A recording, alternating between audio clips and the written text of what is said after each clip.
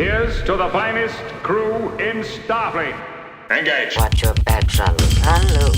I'm Captain Janeway of the USS Voyager. Captain Janeway of the USS Voyager. Captain. Welcome to The Greatest Generation. It's a Star Trek podcast by a couple of guys who are just a little bit embarrassed about having a Star Trek podcast. I'm Ben Harrison. I'm Adam Pranica. How you doing today, Adam? Hot. This is like the first hot week we've had in LA in a long time. Yeah, it's been one of those years. Every year, no matter what the weather does, they tell us it's going to be bad for fire season. Mm-hmm. This year, because it's wet, lots of growth, so there will be lots of fires. Of course, when it's not wet, they're like, oh, everything's going to be very dry, so lots of fires. Either way, lots of fires. Yeah, I'm not thinking about that at all until it happens. It's not changing my fire setting plans for the year. I'll tell you that much. Good. Your confession heard here first on The Greatest Generation. No one's going to either see or hear this confession. How about you, Ben? Nice to be back in shorts. Mm-hmm. Enjoying that aspect of it. Feels good. Yeah. Buying little baby shorts for Daron. That's fun. The boy. What is that about? Like, let me ask you a question. They're all elastic bands at this point, right? Like, at what age do you get fitted shorts or pants? You probably don't do that until you're like 10, right? I gotta say, less and less do I even see fitted shorts for grown boys like myself available. Yeah. Like, all my favorite brands are moving to a drawstring format on their shorts. You said it, and that is great comfort. Yeah. Do like that a lot. I think that's a pandemic relic, you know? Yeah. Everybody was getting into soft pants over the last 4 years, and I think the manufacturers are finally catching up.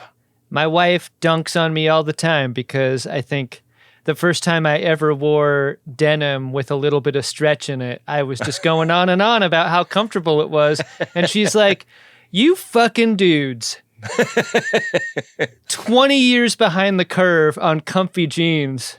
Like, enjoy it. I hope you do, but just know this was a lady's invention first. It was a lady's invention first. I saw a video by a lady. I think she was maybe an electrician.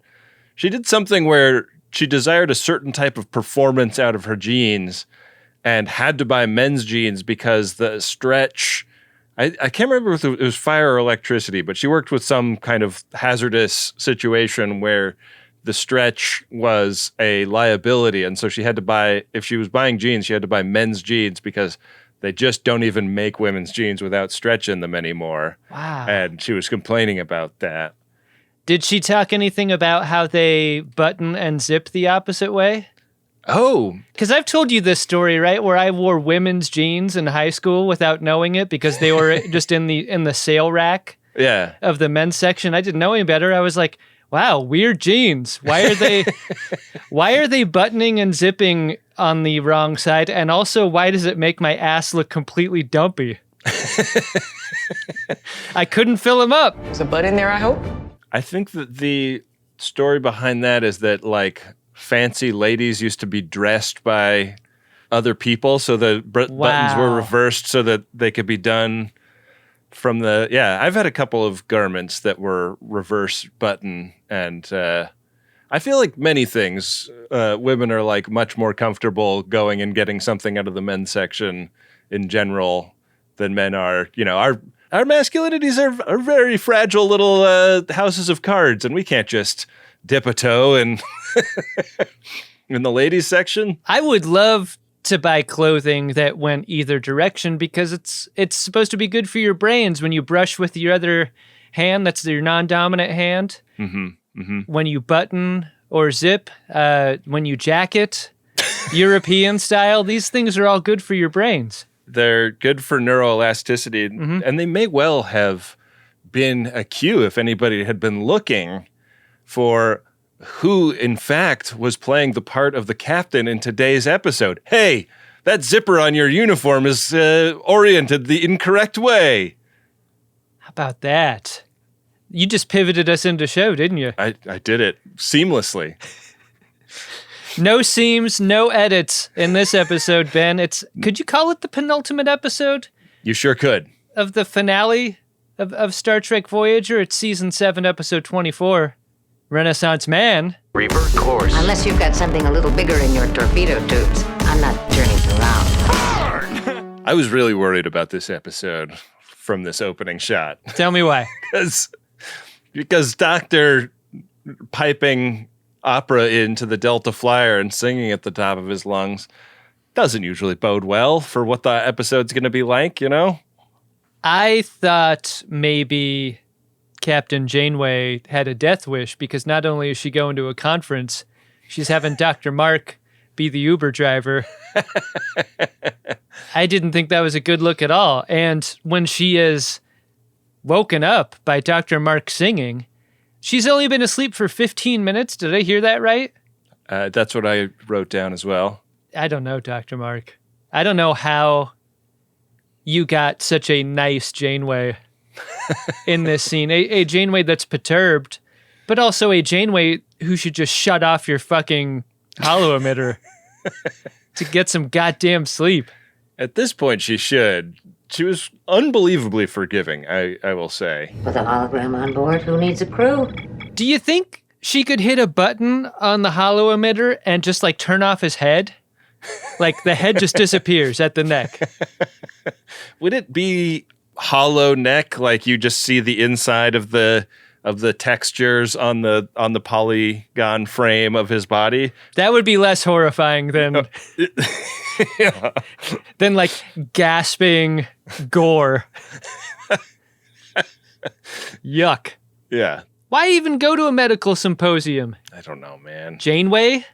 It doesn't seem like something she'd be into, but they are like talking about how they've enjoyed each other's company a little bit, and then they get a little micro banger, and it's a subspace eddy, and it's going to be an adventure from here on in, let's just say. The moments before the theme are like the bangers get dropped and Dr. Mark trying to comfort Janeway with his confidence. Is there anything less confidence-inspiring than Dr. Mark at the controls of the Delta Flyer saying, just stand back, I got this? A man not known for his piloting skills at all, right? Who's bragging about how he's also writing a paper in his head during. You know how he can turn himself into an emergency command hologram? He should turn himself into emergency pilot hologram. And then he skins himself in the like white drive uniform that we saw earlier this season. How much would that rule? Oh, yeah. The EPH, the F, if you will. Yeah. Janeway's got to turn on Do Not Disturb, though, with this driver. She really does. So when we come back from theme, we are with the Voyager. BLT and Ensign Vorik are working on some engineering problem. And I put a lot of money on this being the episode in which Vorik dies. Just I was like, well, we're wrapping up the last season. We're saying goodbye to a lot of characters that have had a few episodes, but not many. I love that bet. This guy's doomed in this episode, right? It sure seems that way. You get a pretty tight close-up frame on him and BLT. And I got to ask, is he cutting his own bangs? It seems like something is a little wavy. Yeah. Cutting across like he might be depressed or something. We do not discuss it. Yeah, or he held a single piece of high-quality toilet paper up to his head as a guide when he cut his bangs. That's a great callback. I have not stopped thinking about that since you told me about it. I still haven't seen this toilet paper in the wild, but I'm fascinated. Oh, you got to come over and take a great big shit over here. You can try it out. I would love nothing less. Ben, back when I used to work in giant airplane company, lockout tagout was a huge deal because there are a million things on an aircraft that can kill you. If you got someone on the flight deck hitting switches and someone on the plane somewhere doing work. Right. Why is that not a thing in the 24th century. Well, a lot of safety procedures have been done away with over the years. And, Sure are. Maybe they're doing their own safety audits on Voyager. Yeah, we got this. Don't worry about it. BLT gets called to the shuttle bay where Tiki Tom Paris wants to have a romantic lunch with wifey. And this might be the most charmed BLT has ever seemed in his presence. I feel the same way. This Roxanne Dawson take feels really unique. This is so sweet. But I can't. She really looks like she loves him in this scene in a way that I don't know that I've ever recognized before in either BLT or anyone I've been close to in my life. Like the affection radiating off of her. God, what's that like? It's also interesting because I think we've seen the grand romantic gesture go the other way. Like she has made him a TV so that they can share his second favorite thing together. But it doesn't seem like he always often goes out of his way to be like super sweet like this. I mean, you know, there is the fact that the chicken looks super fucking rancid, you know, undercutting this somewhat. But it's a nice gesture that he's doing. Like, hey, come take a break from work and we'll have a little romantic lunch, you know? Couple of things about how Paris is looking in this scene. One, if you're B-Dunks, how psyched are you to show up for your shoot day and see that your costume is Hawaiian shirt? Like, what a great thing. And two, you should be able to buy the action figure of Tom Paris wearing the Hawaiian shirt. He looks fucking great. You know, really some people look kind of like just a little bit off wearing a Hawaiian shirt, like not quite right, like kind of dopey dad in Hawaii on vacation or whatever. Like Paris really wears this shirt, and I think it matters that it's reddish. It looks good on him. Mm-hmm. Yeah, it's a command red base to the shirt. That matters. Yeah, as a person who wears lots of Aloha shirts and looks dumpy in them, I really admired how he looked in this. Yeah, he looks great. He is motivated to get some alone time with BLT in this scene. It's not just a kind gesture, it's a seduction technique because that baby coming and they're not going to be alone for too much longer. Yeah. And at the end of the scene, she promises this won't be the last time that they're alone. And also like maybe subtly, even when the baby comes, like they're going to make the time for each other. This is one of those, like, hey, if you want to induce labor, this is one of the things that's supposed to help also. Oh, yeah? Fried chicken and potato salad? Well, spicy food and spicy interpersonal actions. Oh, jeez. Extra paprika, he says. Just the way you like it. I did not know that. Yeah. These are the things you learn. Anyways, up on the bridge, we get a line for a guy that has been in a million episodes of Voyager as a background performer. And I remembered him typically to be wearing yellow, but Tarek Ergen got an upgrade to his uniform and an upgrade to his role on the show. He's sitting there in Tom Paris' seat saying lines. There's some kind of pulse being directed at our transceiver array. Am I making any sense here? Finally. He's got to be so psyched until he reads the script and he's like, wait, I'm like taking orders from Harry Kim. You know, I can go back to being a background actor. I see what you're trying to do here. It's nice. But it kind of destroys the character I built in my head for this guy. So they get a message from Janeway and she's broadcasting it in an unusual way. She's like using the deflector dish on the Delta Flyer to do this. It just blows away half of the saucer of Voyager. Mistakes were made. Yeah. She accidentally pushed the shoot Borg cube button and not the broadcast distress signal button. They're right next to each other. They shouldn't be right next to each other. There should be a little like plastic cover over the one button. Absolutely. Anyways, the transmission is a little blurry, which maybe in retrospect is intentional. But she's like, yeah, we got into a bit of a scrape. We're all right, but ship's a little torn up, and I need to speak to Chakotay the moment I get back on board. What the fuck is Harry Kim to you, Janeway? Your fucking secretary? Why don't you ask him yourself? That's what I was thinking in this scene. Yeah. Where is he? He's not in there? Just off doing something else? Wouldn't you like to have a bottle episode for, like, Chakotay's Day? Chakotay's Day, and it's just him sitting in his quarters with a million fresh boxes of Dixon Ticonderogas, sharpening them individually. The pan flute in his quarters, just playing at a deafening volume. Sounds great. Our course is locked in. Do it. Listen to me very carefully, because I'm only going to say this once. So she comes aboard, and Chakotay is there waiting for her, and she's like, okay, really bad news, series-ending bad news. There's this species. They're called the Recall. We got into a scrape with them. They are ecological extremists who have this crazy idea that warp travel fucks up subspace.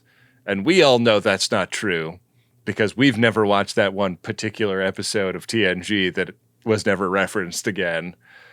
But we've already reaped the punishment of our ship being disassembled and us being repopulated to an M-class planet. And I'm basically happy with the deal because I'm sick and tired of being responsible for all you assholes. And this way we can just live out the rest of our existence in peace. They're going to take our warp core away, and we're not telling anyone about this until we get to this planet. This is a really fun episode starting now for the actors, I think, because this is a Kate Mulgrew performance where she is not acting as Janeway. She's acting as someone who's trying to act like she's Janeway. And she's got all this information to give Chakotay. And she, like, storms into this meeting with Chakotay. And she's, like, breathing heavy. Like, like she just went through some shit. Catherine, there's got to be another way. I'm tired, Chakotay. It's so much fun to think about as the episode unfolds. Like, all these different actors used to playing these characters, but forced to play them a little off due to them being kind of puppet mastered by the Doctor later. Right. Yeah, it's wild to think about. So Chakotay is understandably perturbed by this sudden development. And he's like, well, like, shouldn't we talk about this? And she's like, no, I don't have time to talk about it or give you any benefit of the doubt on my decision surrounding this. He is in conversation jail and I guess rank jail because she is pretty abrupt toward the end of this scene. And she's like, I don't want to talk about it. And I don't want the crew to know either. Leave. Dismissed. And when Chakotay leaves, my bet was Chakotay's going to mutiny her. It feels like a perfect pretext for the mutiny we've all suspected he's always wanted to do. Yeah. Yep. So in engineering, Janeway walks in to talk to BLT, and she's got a hypothetical to propose. Could we tow our own warp core at warp? This is a question that made absolutely zero sense to me. But I guess what she's doing is like using the example of Voyager first in order to apply it to the Delta Flyer after. Yeah. And BLT's like, well, I mean, what? I guess, like, the solution to that's pretty theoretical. And Janeway's like, cool, make the tractor beam modifications to both Voyager and the Delta Flyer. It's like my "this is a hypothetical question" t-shirt is forcing a lot of questions answered by my "this is a hypothetical questions" t-shirt. This is like when your partner's like, hey, hypothetically, what do you think about opening up the relationship? And you're like, I don't know. I mean, maybe I'd think about it. And she's like, I know this guy.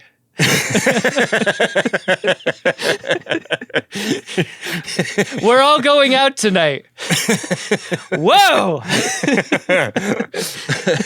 That escalated quickly. Yeah, so she keeps kind of like making excuses to get out of places, and the next one is on the bridge where it's also clear that she's kind of Gaius Baltaring in this scene. Yeah. Clearly there's somebody else there that's trying to jack her off, and she needs to kind of keep it cool for the benefit of everyone else on the bridge, but they all notice. I heard you the first time. Captain? Many, many, many times before in situations where Chakotay and Janeway have been together, she claims to have a headache in order to leave. And this is one of those moments. Yeah. You have the bridge, Chakotay. I need to go spend some me time. Exacto. Cut over to 6-Bay, where after this scene, Chakotay asks Dr. Mark, anything weird happen on that mission when you were together? When you came in contact with those aliens? And the way the Doctor tells this story does not do the curiosity about Janeway any favors, because he's like, yeah, they shut me down for when they interrogated her, and then when they turned me back on again, she seemed pretty roughed up. But other than that, pretty standard Uber trip to a conference. I also like that he beams into 6-Bay and Chakotay's like, what was that about? And he's like, what do you mean? Yeah. It's just trying to be efficient. Chakotay orders a more thorough examination of Janeway by Dr. Mark, and he agrees to do that. Then in the ass lab, explores the idea of what if there's a cloaked fleet somewhere that, the Recall are reputedly rocking an armada that is going to be a giant threat to Voyager if they don't comply with these orders. And Seven is like, yeah, you would be able to tell something fucky was going on with subspace if that was something that existed. So I guess I'll take a look. Before they can even do this, though, a FaceTime comes in, and they decide to take it in the ass lab. This has got to be nice, because the ass lab screen is so much bigger than the view screen on the bridge. Yeah. It's got to feel like a treat to take a FaceTime in there. Well, if you are going to take it in the ass lab, you want to make sure that the ass lab is prepared. Right. You don't want to just do it by surprise. On screen is Supreme Archon Loth from the Recall Imperium.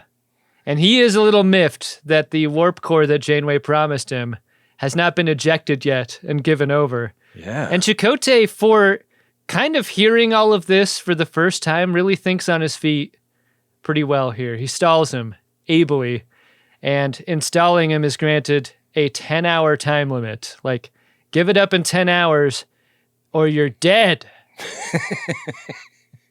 And for witnessing the threat of death in this scene, how chill is Seven after witnessing this interaction?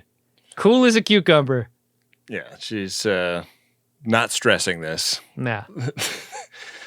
So much is going on in this episode. Like, you can kind of not really know how to play it for a lot of these characters that aren't right in the middle of it. Yeah.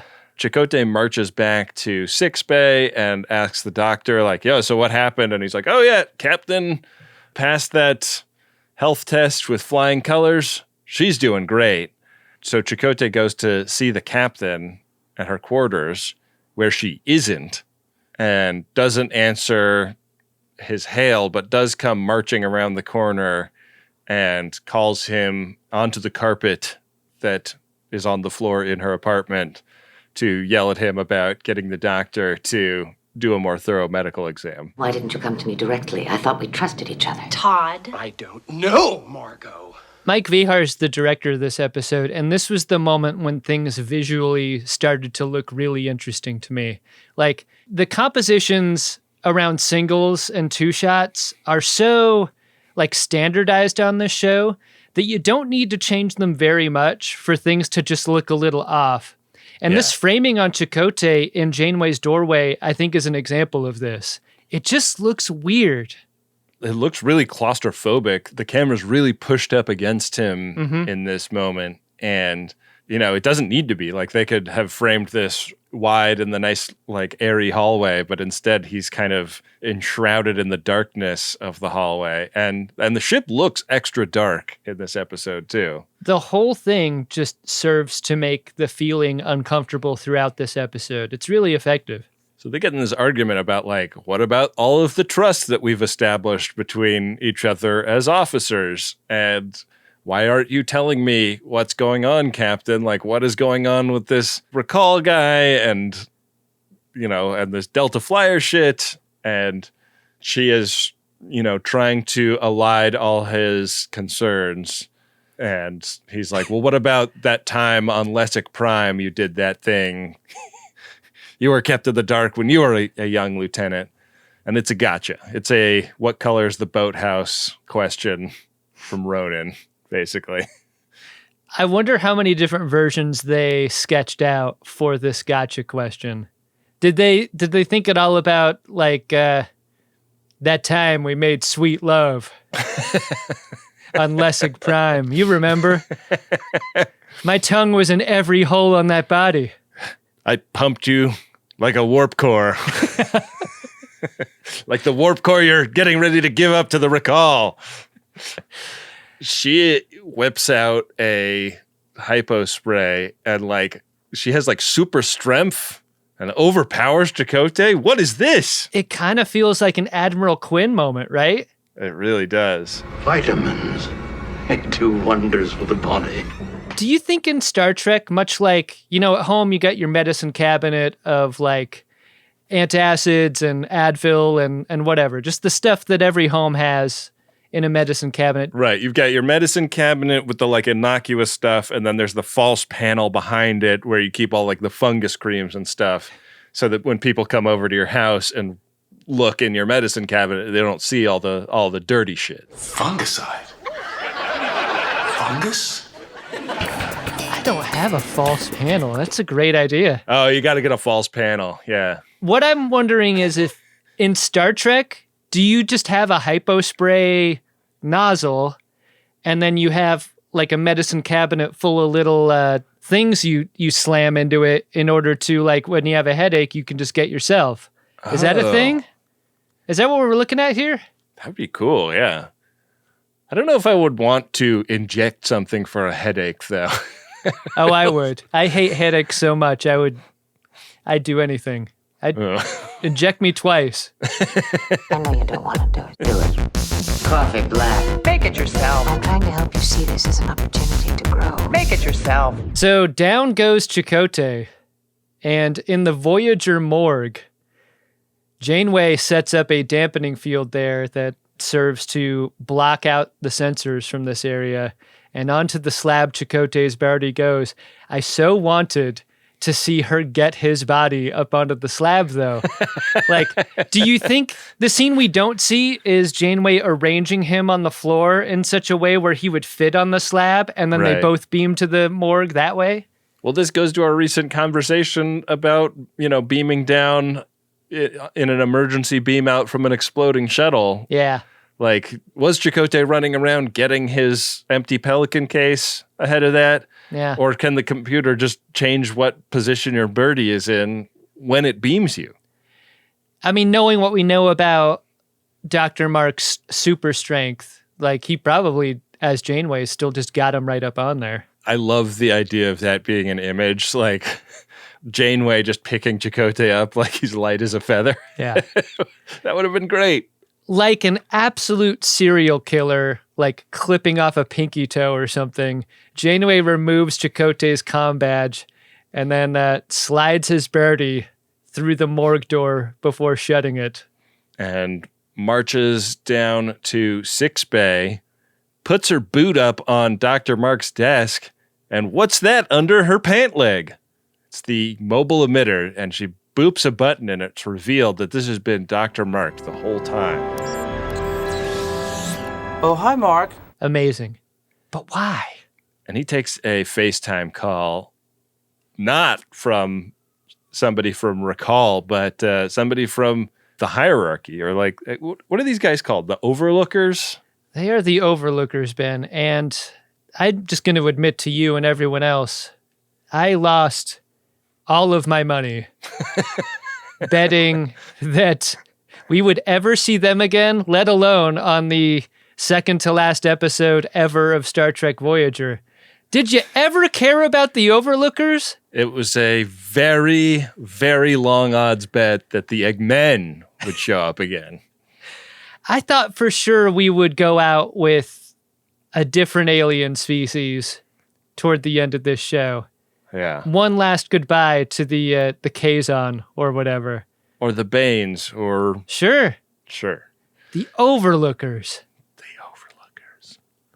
It was the Overlookers the whole time. So they are keeping the captain hostage to manipulate the doctor, and the captain does not want the doctor to do what he is doing. They're trying to get the warp core. The captain does not want him to give up the warp core. She is perfectly happy to be sacrificed for the safety of the ship and the crew, but the doctor is focused on getting her back in one piece and is doing the bidding of these guys and is bugged. They are watching through his eyes and ears, so they are seeing everything he's seeing, and they have a new assignment for him. You get two Overlookers here, kind of an Overlooker George and an Overlooker Lenny. And Overlooker George orders Dr. Mark to bring him a bio-neural gel pack. And there's a little bit of resistance to this idea because you can't just yank one of these out of a panel. It seems like a pretty difficult thing to source, but threats are made. Overlooker George is like, you're going to do it, and we're going to watch you do it. And then in a Dan Savage kind of way, we will watch you give it to me. And all parties will be satisfied. Mm-hmm. We'll upload this to only Overlookers, I guess, presumably. We should be able to look at a little porn at work. And when Tuvok radios Dr. Mark to ask him to the shuttle bay, this gives Dr. Mark an opportunity to chameleon himself again. He asks for and is given Chakotay face. This is starting to just be like logistically tricky. Like he is impersonating Chakotay and the captain, and also presumably doing all of the Dr. Mark stuff that he would normally be doing during. Mm-hmm. So trying to make everybody think that nothing is wrong while, trying to be in three places at the same time. And boy, what a stressful position that must be. In the Delta Flyer, Tuvok can't find anything wrong with its communication system. And Chakotay's like, weird. And over with the Overlookers, they're watching Star Trek on Star Trek. Like, this is fun. One last Star Trek on Star Trek scene. Yeah. Before we go. Pretty cool. There could still be another one in the next episode. It wouldn't be unlikely. We're dodging back and forth between the Overlooker ship and the Delta Flyer before we finally find ourselves on that Overlooker ship, and Janeway starts talking shit. We've seen a lot of hostage situations on Voyager lately, and often the hostage tries to be nice, tries to put themselves in a position where the hostage taker would feel bad to do anything harmful to them. Right. Janeway just starts talking shit. Yeah, well, there's like the junior Overlooker is kind of an encouraging guy. He's like, you're doing a great job, Doc. And the head guy is much more surly. So she really puts the wood to that guy and is trying to scare them by making them believe that it is possible that the EMH has simulated everything that they're seeing through his eyes and ears in the holodeck, and that Voyager is already on top of what they're trying to do and may already be headed at them at high warp. Janeway's got that energy of like, you can't fuck with me. When my boyfriend gets here, he's going to kick your ass. Let's fuck baby heads. Like that energy. Yeah. She's got a big mouth, but she's not kidding. I'm going to whip you silly, and I'm going to fuck you stupid. The boyfriend winds up going down really easy. Yeah. Yeah. She proposes, look, this is all getting very complicated. Why don't you just throw me in an escape pod, blow me out the back, and just end this quagmire before it starts. It's going to be bad for you. Trust me. We learned that these guys are hierarchy escapees, and they stole this ship, and now they are pursuing a life of crime. And they're basically kind of on a Heat style. This is a big score that we're trying to take down so that we can then go like retire in water with algae that glows in the dark or whatever. When Overlooker Lenny shows his ID to the guy working the shop that sells explosives, do you think it's just like wider at the bottom to accommodate like what his facial structure looks like? Yeah. These guys carry trapezoidal IDs. Yeah, because the guy at Brady Demolition is going to know the difference between a fake ID and a real one. from an overlooker. So back on Voyager, the EMH needs to get Torres away from engineering. So impersonates the captain's voice to get her to go do something on the Delta Flyer, and then downloads her image into his mobile emitter and gets ready to go impersonate her. And I liked the running out the door and realizing not pregnant enough. Yeah, that's great. It would have been fun if he goes out into public as not pregnant BLT and the reacts from the crew. Yeah. And what that would mean. That just complicates a very complicated episode, though. Yeah. I mean, the other thing that I wanted was, instead of the image of BLT disappearing and reappearing with the belly, put the inflatable under the costume and fill it up, right? That's more fun, right? First trimester. Second trimester. Woo ha ha ha.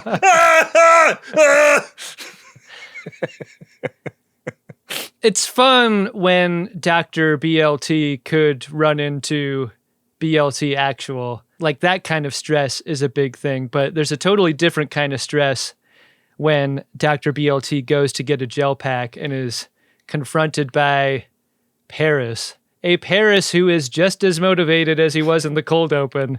He's got one of those hotel dishes with a dome on it, and guess what?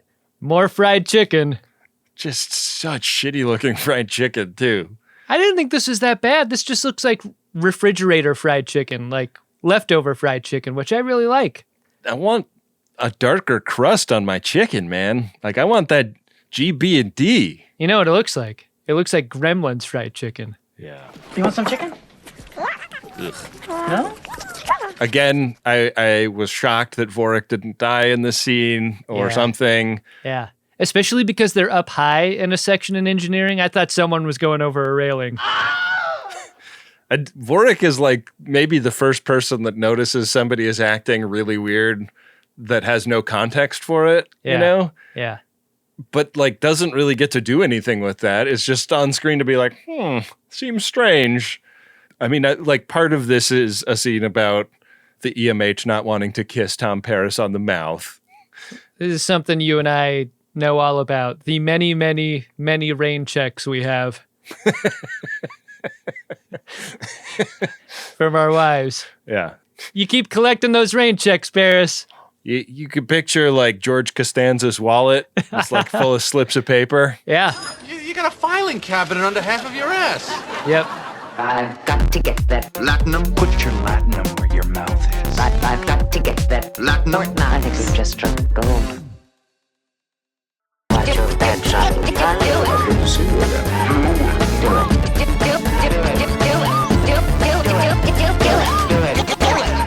Janeway out. We cut to the ass lab where Chakotay has been summoned. Of course, this is Dr. Chakotay with Seven and Ensign Kim, and they're looking at the image of this recall guy that radioed up earlier. And they've done some back tracing on the call. Turns out the call came from inside the ship. So scary. Did you ever watch that classic horror film When a Stranger Calls? Have not. That was the first horror movie version of the call is coming from inside the house. You might just know its reputation based on that. I guess I know it from Scream, right? Yeah. Scream bit that rhyme. Yeah. Well, anyways, quote unquote Chakotay and Ensign Kim go down to the holodeck to recreate the holo image of this recall guy and try to figure out who placed the call from in here, because it was placed from the holodeck.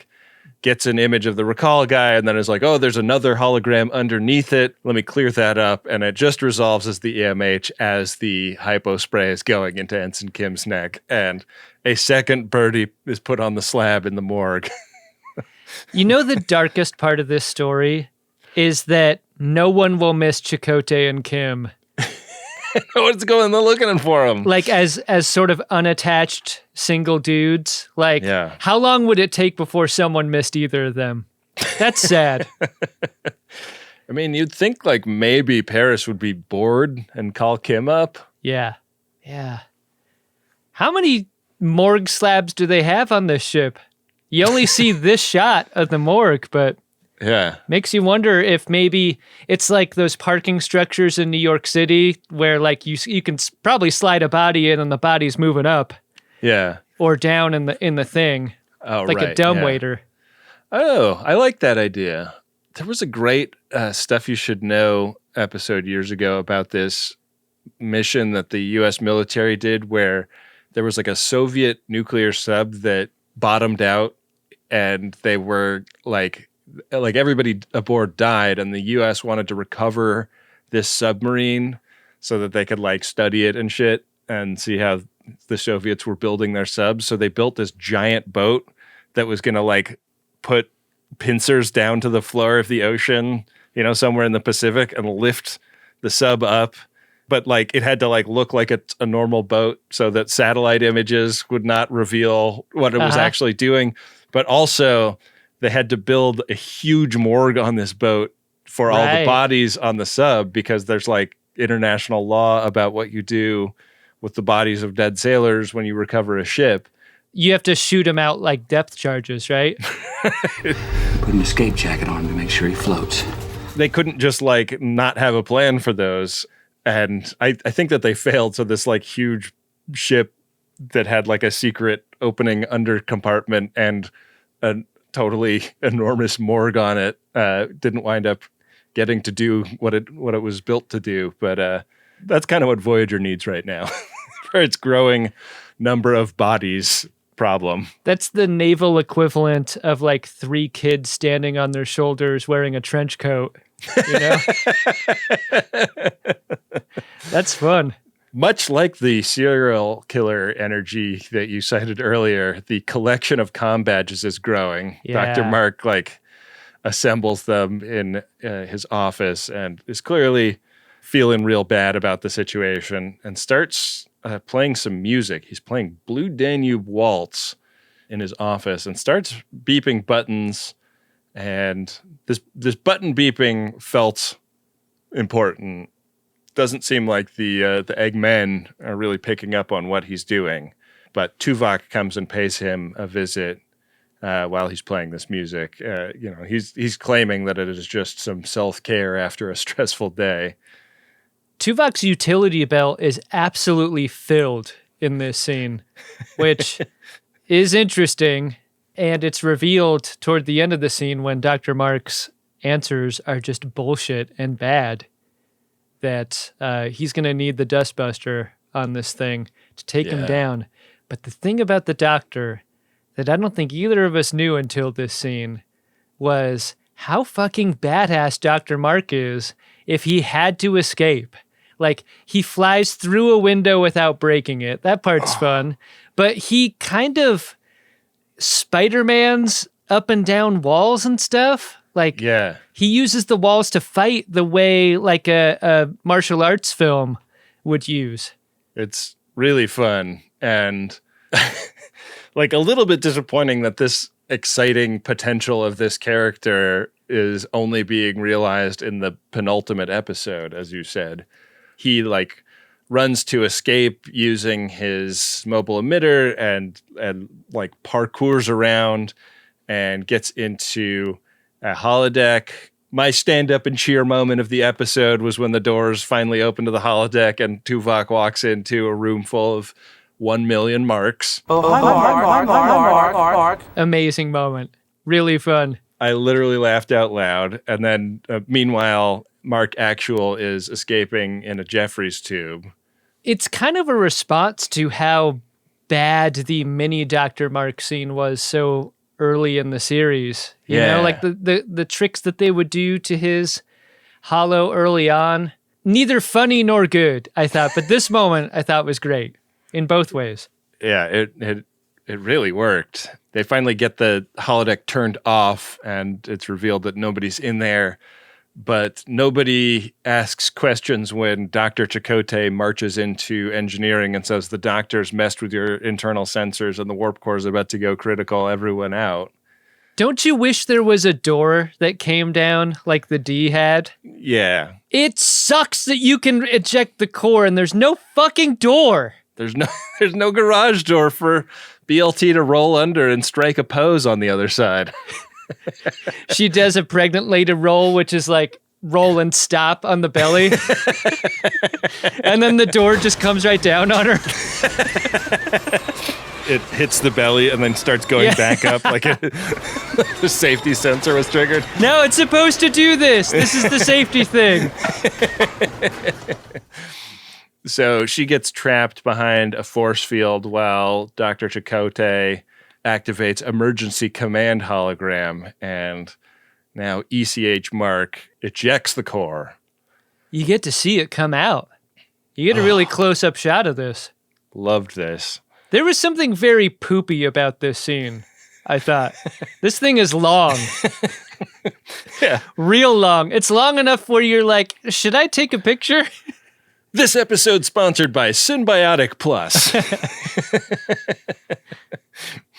So now, in the guise of BLT, Dr. Mark is escaping down a hallway and Tuvok catches her and she like parkours around him again. Amazing. So good. Yeah. And escapes on the flyer, and all of the modifications have now been made so that the flyer can tow the warp core at warp safely. I love how the Delta Flyer doesn't stop in this sequence. Like, it just whips that tractor beam on its way out. Yeah. Really quick escape. Which is not like what you expect from a Star Trek ship, I feel like. Mm-hmm. They usually move so slow, and the Delta Flyer is all about how fast it can go. So it's really cool. We cut over to this renegade Overlooker ship, and the younger junior officer guy is repairing gadgets. And this is something that Janeway quickly identifies as another opportunity to drive a wedge between him and his superior officer, talking about, oh yeah, like all this junk that you fix up is definitely worth a ton of money. And, when my ship is back together, I bet my chief engineer would love to buy all this stuff from you. There's coffee and spare parts. George Overlooker is not having this at all. He sees what's going on here between Janeway and the Lenny Overlooker. Puts a stop to this pretty fast.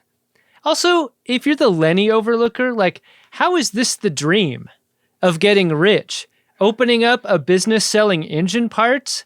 I like their dream before where it was like, spa day forever. Could we have like a spa day where I'm tinkering with a gadget though? Yeah, can I take my parts into the mud bath? Maybe. Isn't it wonderful? Captain Janeway, the USS Voyager. Captain Janeway, the USS Voyager. So they get the hail that Dr. Mark is here with their stolen warp core, and he's not going to release it until he gets the captain aboard. And George Overlooker just fires on him without any warning. Dr. Mark is like, are you fucking crazy? Like, if the warp core blows, it destroys both of our ships immediately. What are you doing? And I really like this moment for the character of George Overlooker because it reveals that he's like fucking nuts, and he's really like, a devil may care, like will use violence early and often kind of guy. It's such a weird combination of like these Eggmen and everything that's involved in how they look and their actions. Yeah. They look like such dopes, but they're really lethal. At least one of them. Would love to get these guys in the room with some Pac-Leds, Oh, yeah. Yeah. Like dopiest aliens to highest danger ratio is an interesting competition here because the Eggmen are at least like conniving. Like the Pac-Leds are dangerous because of just how like willful they are. We want what we want. Dr. Mark's really out of his depth here because he is told that he needs to lower his shield so that the captain can be beamed over as per their negotiated plan. So he does, and oops, he's beamed into the brig with Janeway now. You fucking dork, Dr. Mark. You don't know what you're doing. I loved the Lenny Overlooker being the one that feels bad about this, and Mark not feeling bad about this. Like when he is beamed over, he's beamed into the cell with the captain, and Lenny's like, oh man, I didn't know he was going to do that. And the captain being like, you fucking idiot, Dr. Mark. And Dr. Mark being like, I'm trying to save your fucking life. What did you expect me to do? Let them kill you? I expected you to follow my orders. They get into the plans for the prisoners pretty fast in this scene. It's like, all right, cool. Well, we got both of you, and that's great. Janeway, you're worthless to us. We're just going to drop you off at the nearest planet, some dumpy-ass M-class. Doesn't even matter which. And Dr. Mark, we're going to turn some screws on you and get you to work for us from now on. Pretty spooky. On Voyager, they finally turn up Chakotay and Kim in the morgue, and there was another like very recognizable extra in this scene when they find Chakotay and Kim, and I was like, oh, he's going to get a line too, and he does not. BLT restarts the impulse reactors, and that's what turns on the lights in the ship. Things are starting to look normal again, even though not much else is going to work there. Unfortunately, along with the lights, the music starts again. It's Blue Danube, but it's off key though. Why? It's not sounding right. No.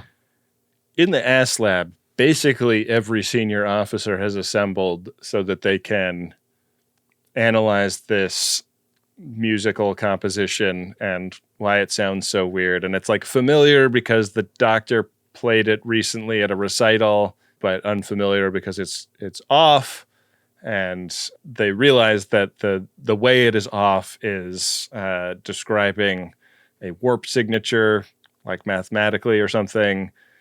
And I guess that gives them something to scan for to find the Eggmen that have Mark and the captain and the warp core. Can't take Voyager out there to these coordinates, though. Good thing they have a bunch of brats. Yeah. Inexpensive and built to stay that way. Just tell them it saves you money, buster. Meanwhile, the captain is trying to do something to modify the mobile emitter to break the force field so that they can bust out of jail.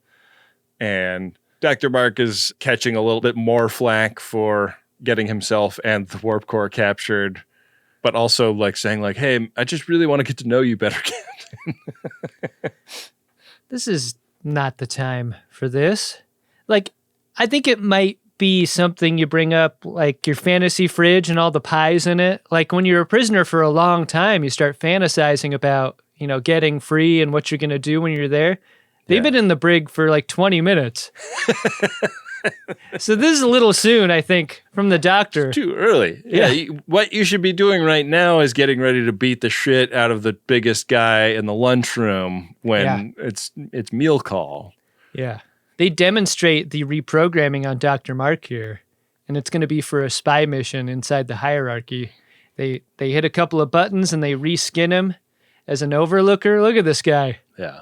Look at how eggy he is. So eggy. Yeah. He's got egg on his face and everywhere else. It's got a bush. What the hell? What is this? But the program doesn't hold together very long. It starts to degrade and destabilize, and it becomes kind of an emergency situation. Yeah, the Data is messing his program up. And this is when the Brat catches up with their ship, and Paris and Tuvok are using the element of surprise to their advantage, even though the ship is massively outgunning and outclassing them.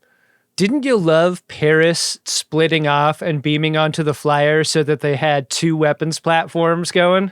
That was great. Yeah, and love that move. It's a really exciting combat sequence. And again, George is like totally fucking unhinged with the level of violence he's willing to bring to bear on any situation. And he's preparing a torpedo to destroy the warp core because, like, Mark is much more valuable to him than the warp core. He's like, if we do this heist on the hierarchy that I have planned, we'll have plenty of money. So because I have Mark, I'd much rather get the fuck away from these guys and go do that.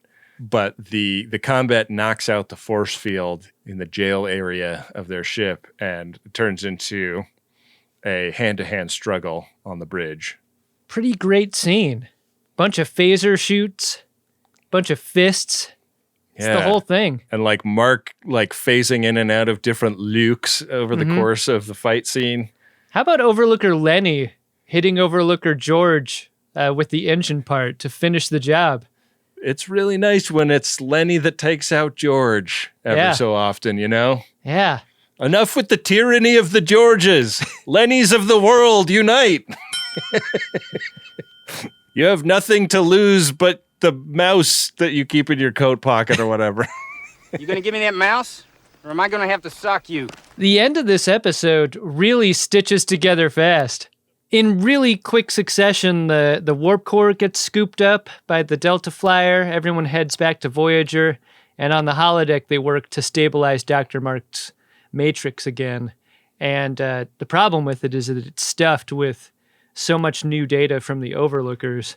And Dr. Mark is facing a very real reality that he might not live through this procedure. He's been corrupted utterly by the Overlookers, and he's got some things to get off his chest if this is truly it for him.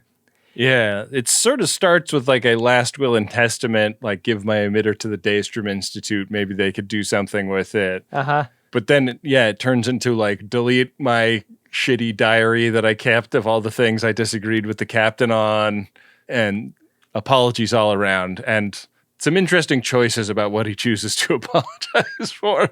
The thing that I learned from this scene is that if someone tells you that you're gonna die, you really need to get like a second opinion. Like, you need to be sure before you start unburdening yourself of all of these things. No surprise that he's still madly in love with 7 of 9. Do you think her react here is bigger or smaller than the one from the Ass Lab where that alien told Chakotay that he was going to destroy the ship in 10 hours? What's more distressing to her? It seems like this. Yeah, I think so too. I agree. Because she's like trying to explain it away. She's like, he's going crazy. Like, this is, he's not of sound mind and body. He's saying crazy shit because his program is overloaded. Right. This is so fast though, Ben. Like he gets into all this shit and then he blurps away, but he's not deleted. He pops right back into the room. And Dr. Mark is super embarrassed about what just happened. But we cut over to a Janeway's log where we get the update on the ship. The core's been rammed back into the hull. Yeah. I mean, so that's repaired, but Dr. Mark will take a lot longer. And in sickbay, Janeway goes to do just that. It seems like saving the day has really gone badly for him. Yeah. He did create the method by which they were able to get the warp core back and rescue him and the captain, but everybody knows all his dirty laundry now, and he has just been hiding in shame in 6 Bay ever since. And the captain is really cool about it. She comes and basically orders him to get back in the game. Come do some of that socializing with me that you seemed so interested in. It's not unprecedented for the chief medical officer and the captain of the starship to be pals. Maybe we could have croissant together for breakfast every day or something. Would you like to watch a bartender from Fairhaven Eiffel Tower me? You just sit in the corner and watch, Dr. Mark. Tell me how close we get to medically unsafe. You can fiddle with your mobile emitter if you want, but I don't want to see it. Did you like this episode, Ben? I'm really easy to get along with most of the time. But I don't like bullies, I don't like threats, and I don't like you. I really did like this episode. I mean, I felt really bad for the doc at the end. Like, the gut punch of shame at the end felt a little bit mean of the episode writers. This is a series about kicking Dr. Mark in the nuts, though. Yeah, right? It really is. So with that said, I did feel like the rest of the episode was really great. And I love a mystery where like a character is acting weird and the rest of the crew has to figure out what's going on. And I think that those often fall apart when you're like, if this person had just said something to that person, they would have like realized something was up 25 minutes earlier and the mystery falls apart. And I thought that this was really well structured where everybody's reactions to Dr. Mark in his weird behavior felt natural. Like his behavior as Captain Janeway at the beginning felt strange, but like nobody really knew what to do about it yet. So I really enjoyed this one. How about you? I really like all the performances. As I said before, like I like the variation that an actor can give their own character this far into the series. I think that's a fun idea. I don't really care for the Overlookers, and I'm kind of bummed that they are the last look backward into the Delta Quadrant before we finish the series. Like I'm aware the finale is about the Borgs and stuff, but like I wish we got a different alien or a different type of story, or even maybe the Neelix goodbye episode in this position in the season. Something about a story like this with aliens like this makes it feel like I wanted something else just before the end here. Yeah. I think that's how I feel about it. Nothing wrong with it. I think it's just a like record sequence thought I'm having. Yeah, it is so different from what they would be doing on a modern television show that knows that this is the last season. It sure feels like you kill someone in the second to the last episode. Yeah. This would be a great spot for that. That's why I was so worried for Vorik. Yeah, you know? It made a lot of sense. They put him in this one so that they could take him out, you know? Yeah, we killed Carrie. Kill Vorik. Kill Vorik. At that point, what's the difference? Drop of a hat, these guys will rock and roll. I say that like we have, as of this recording, recorded 4 episodes about the final season of Star Trek Discovery. And the word on that is that they did not find out that that was going to be the final season until they finished shooting the scripts that they had written for it. So then they had to go back and do reshoots for the end of season 5 of Discovery to make it the end and not a cliffhanger or whatever. And I don't think that was the case with Voyager, right? Like they knew that this was it. So it's interesting that they aren't winding things up a little bit more toward the end. I agree. Ben, we're kind of winding our way toward the end of the Priority 1 messages for Star Trek Voyager. We are. See what we have in there? Let's do it. Priority 1 message from Starfleet coming in on secured channel. Need a supplemental income. Supplemental income? Supplemental. Supplemental. Yeah, it's extra. The interest alone could be enough to buy this ship. Our first Priority 1 message is from Mischievous Miles, and it's to Friends of DeSoto. And it goes like this. In November 2017, Plavim bought a P1 telling Raz to fuck himself. It aired on the DS9 finale in February of 2021. What this P1 presupposes is those two have spent all of TGG Voyager planning a follow-up. I am preemptively playing a switcheroo card. Whoever comes out on top next week, the opposite person shall be declared the winner. That's Calvin Ball, fellas. This was sent in January of 2022 by Mischievous Miles, who... I do have a copy of the rules of Calvin Ball here. He is citing the rules correctly. Ben, back away from the P1s. Mischievous Miles has the upper hand now. Amazing. Wow. Excited to see if there is, in fact, a P1 from Raz or Plavim next week. Well, Ben, messages from the past going into the future are kind of a theme on the P1s this week. This one from past Peter. It's to future Peter. Okay. The message goes like this. By this time, you should have completed our 5-year mission to watch all of Star Trek, finishing this week with Voyager. Thank you to Ben and Adam and to all the FODs everywhere for making it more fun. Special thanks to she who is my wife, Louisa, for sometimes watching EPs, listening to the pod, and even coming with me to live shows in DC. Harry Kim drop? Something about it reminds me of being in the womb. Get up, Harry. Who are you? Harry Kim. Parents must be very proud. Who are you? They come as a pair. Who are you? Harry Kim. Who else is she supposed to get chummy with? Harry Kim. And your mom? Very proud. Who are you? Harry Kim. I lasted 22 minutes. And your mom? Very proud. Harry Kim. Who are you? Harry Kim. Wow. Well, yeah, thank you to Louisa for sure. And thanks to past Peter and future Peter for sticking with our little corner of the internet for your rewatch. Yeah, sometimes the best you can do from a partner is just like sometimes watching eps, sometimes listening to the pod, sometimes going to a live show, sometimes is good, sometimes is great. Yeah. Well, if you'd like to book a P1, probably not for next week, but for our coverage of Enterprise, or just for, somebody's birthday, or so that past you can say something to future you, or whatever, please head over to MaximumFun.org/Jumbotron and set one up today. Hey, Ben. What's that, Adam? Did you find yourself a drunk Shimoda? Incredible. Drunk Shimoda! I'm going to give it to Chekhov's Vorik. He felt like he was in this episode for something. Yeah. And wound up being in this episode for no reason at all. It could have been anybody speaking those lines, or no one. Like you could edit those two scenes he was in out of the show, and I don't think it would have played any differently. What an amazing arc for Vorik. Yeah. Whether or not he died this episode, what of that guy?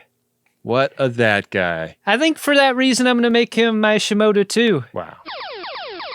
I read this is his last episode in the series, and I want to put him over here with a Shimoda. Yeah, that does feel like one thing that they are doing with the end of the series is like, bringing back some old faves and giving a little bump up to a speaking part to the occasional guy from the background crew. Mm-hmm. So that's nice. Sure is. Big episode next week, Ben. It is the series finale of Star Trek Voyager. Yeah, it sure is. I'm going to head to gach.biz/game so we can play the game of buttholes, The Will of the Caretaker. And I'm also going to tell you about Season 7, Episode 25, Endgame. Voyager's quest to return home is aided by a visitor from the future, Admiral Captain Janeway. Time travel. However, Janeway decides to risk Voyager's shortcut home in order to destroy the Borg and save millions of lives. That's not the only risk-taking behavior I've done. I'm also divorced. I'm coming for you, Chakotay. I blew it. That's what I'm saying. Come with me if you want to fuck. One of our more interesting missions. There's a shortcut home, but there's also a shortcut into a double-wide bathtub. Your choice. All right, Adam. Big roll here. We are on square 7. We do have a caretaker square out ahead of us. And it looks like we could also hit a Coco No-No. If the caretaker so chooses. You're required to learn as you play. Roll. So I'm going to go ahead and roll this bone. I rolled a 6, jumping us over both. Chula! Did I win? Hardly. Clean roll. Wow. To square 15. I really thought, I have to admit, I thought something weird was going to happen for the last episode of Star Trek Voyager. Nah. Nope. Just going to raw dog the episode. Regular episode. I mean, we might have a little drink to celebrate, right? Yeah, that sounds fun. Let's do it. But I don't want to get wasted. Nah. Fuck that. Yeah. My body's a temple. Unless the game tells me otherwise. I'm trying to just think of the worst temples. I just don't know. I don't have that trivia available to me. You're wading into very fraught waters if you start dunking on temples, Adam. Temple, but bad.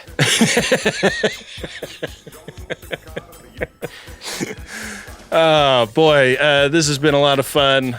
Let's thank all of the folks that have gotten us this far. Of course, the members who support our show by going to MaximumFun.org/join.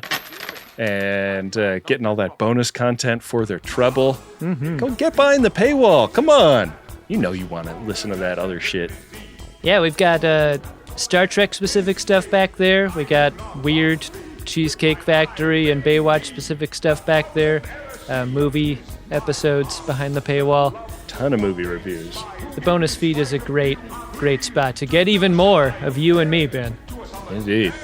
We got to thank Rob Adler and Bill Tilley, who co-manage our social media accounts. Of course, if you slide into those DMs for the possibility of getting our P.O. box, that's Bill Tilley you're talking to. Sure is. And Rob Adler's out there making all those great videos and things that you may have seen on social media. Throw us a follow at Greatest Trek on Instagram, TikTok, whatever social media site you use. We're over there probably. And join a community of friends of DeSoto while you're at it. Join the Facebook group or the subreddit or drunkshimoto.com Discord.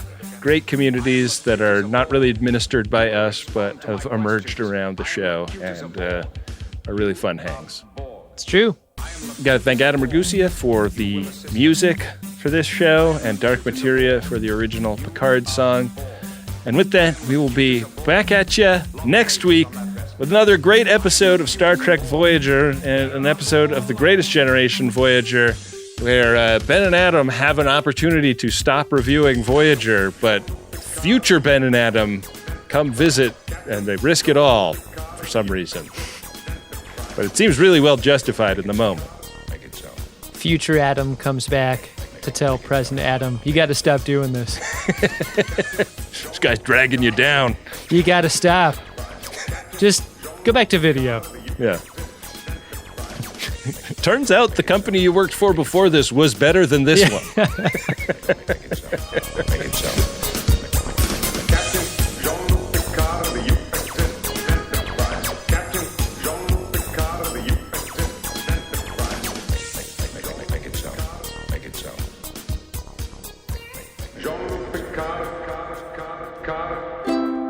Maximum Fun, a worker-owned network of artist-owned shows. supported directly by you.